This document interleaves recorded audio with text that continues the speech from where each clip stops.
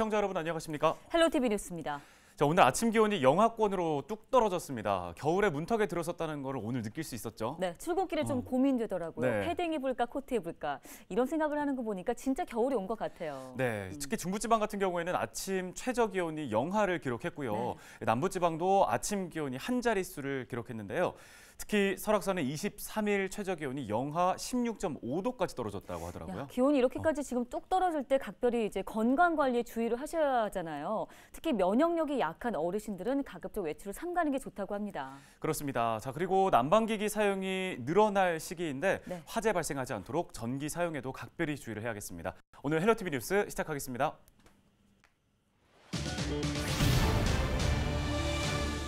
수도권에서 코로나19 확진자가 집중적으로 발생하고 있는 가운데 서울에서는 일주일째 하루에 1,000명이 넘는 확진자가 나오고 있습니다. 수도권의 중환자 병상 가동률은 83%까지 올랐습니다. 방역당국은 방역 조치 강화 가능성을 내비쳤습니다.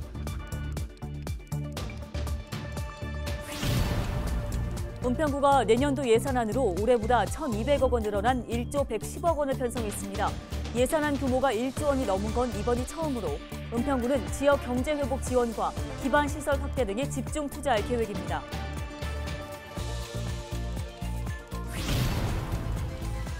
양천구 신정 내거리역 주변에 1,600여 가구 규모의 아파트 단지가 들어섭니다. 관련 소식 취재했습니다.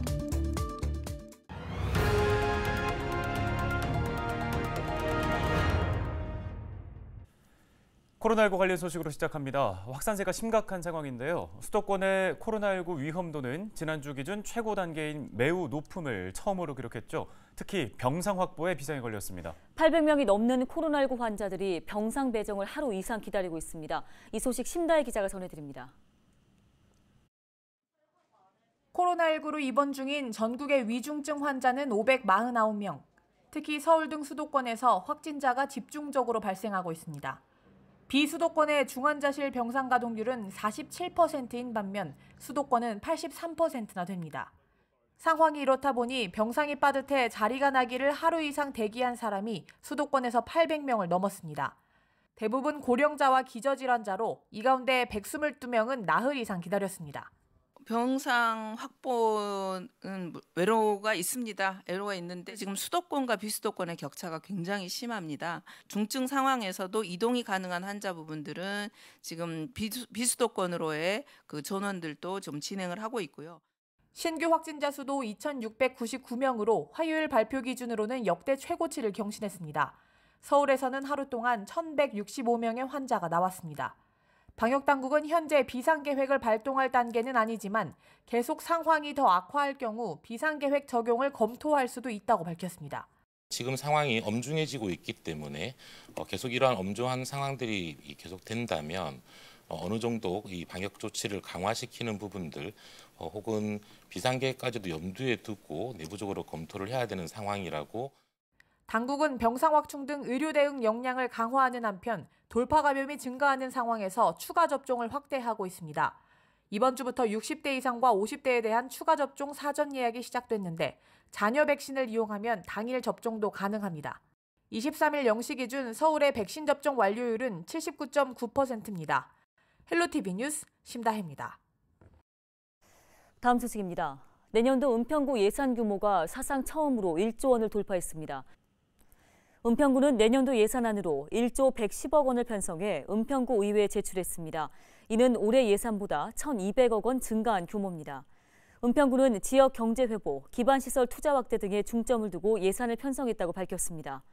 주요 내용은 은평사랑상품권 할인 발생 650억 원, 노인 일자리 174억 원, 불광이동 복합청사 건립 55억 원 등입니다. 내년도 은평구 예산안은 은평구의회 심의를 거쳐 다음 달 15일에 확정됩니다. 양천구 신정 내거리역 인근에 1,600여 가구의 아파트 단지가 들어섭니다. 서울시는 제11차 도시재정비위원회를 열고 신정동 1,200번지 일대 신정 4구역 재정비 촉진 계획을 변경하는 심의안을 수정 가결했다고 밝혔습니다. 건축 계획안에 따라 동측은 낮고 서측은 높은 경사지형에 맞춘 최고 높이 23층의 총 1,660가구 규모 아파트 단지가 조성될 예정입니다.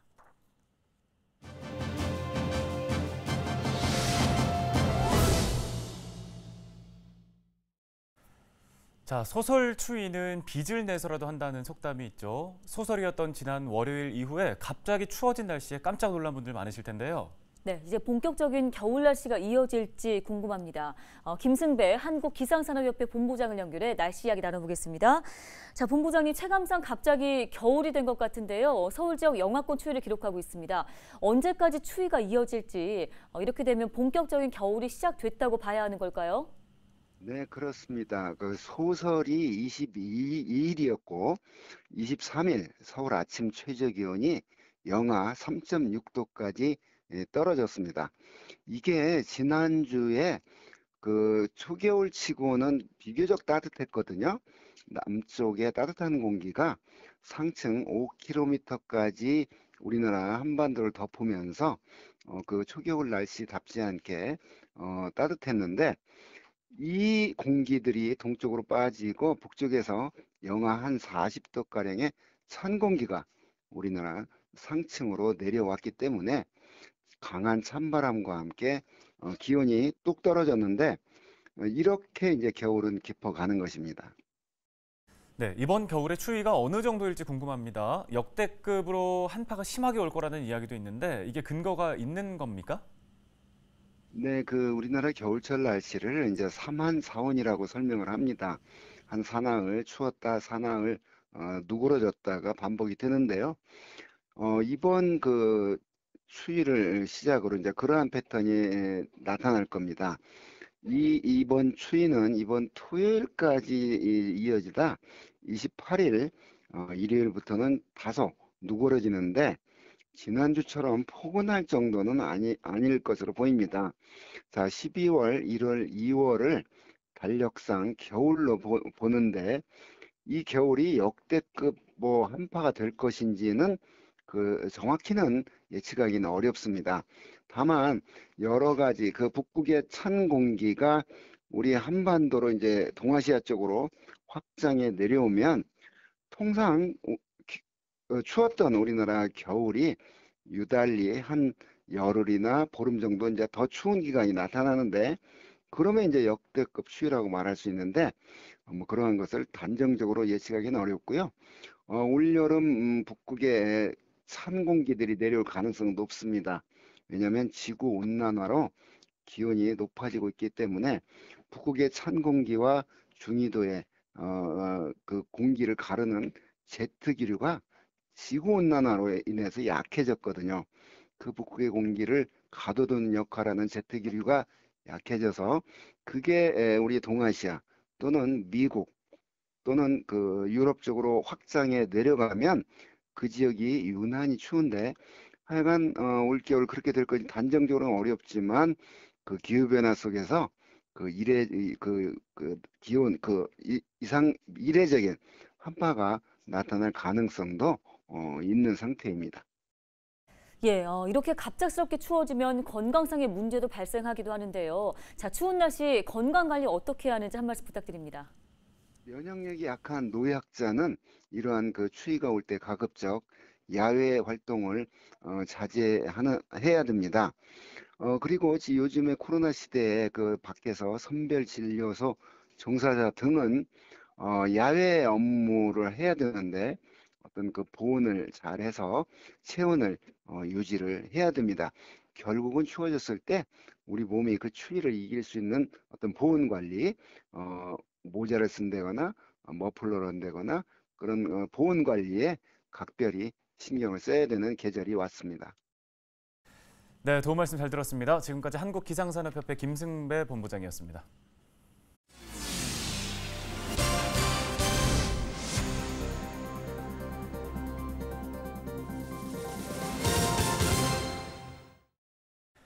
은평구의회가 제287회 제2차 정례회에 돌입했습니다. 이번 정례회는 올해 마지막 회기 일정으로 다음 달 15일까지 23일 동안 진행됩니다. 구의회는 정례회 기간에 내년도 예산안, 조례안 등의 안건을 처리합니다. 또 다음 달 13일부터 이틀 동안 집행부를 상대로 구정 질문을 벌입니다. 은평구의회는 23일 1차 본회의를 마친 뒤 구의회 개원 30주년을 기념하는 나무를 심었습니다.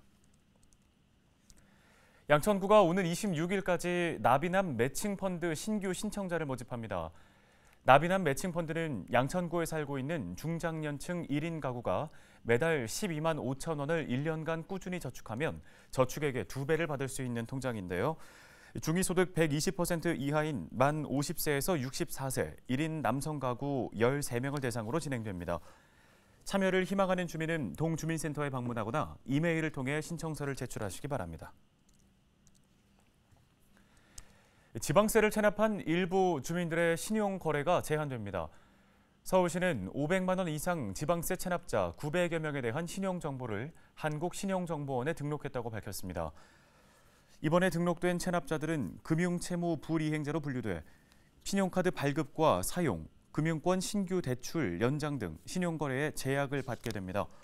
또 체납 정보가 남아있는 동안 대출 금리가 높게 적용되는 등 금융상 불이익도 받게 됩니다. 체납자 수는 개인 687명과 법인 305곳 등 모두 992명으로 전년 대비 400명 급증했으며 이들의 체납액은 432억 원에 달합니다. 단계적 일상 회복 이후에 시민들의 외부 활동이 증가한 가운데 서울시가 불법 촬영 합동 점검에 나섭니다. 서울시 25개 자치구 불법 촬영 시민감시단 250명은 다음 달 7일까지 2주간 유흥가 주변의 화장실을 중심으로 불법 촬영 집중 점검을 벌입니다. 점검은 전파 탐지기를 활용해 불법 카메라 설치 의심 흔적과 구역을 탐색하고 적외선 렌즈 탐지기로 의심 흔적과 구역에 대한 정밀 탐색을 하는 방식으로 추진됩니다. 헬로티비 뉴스 마칩니다. 시청해주신 여러분 고맙습니다.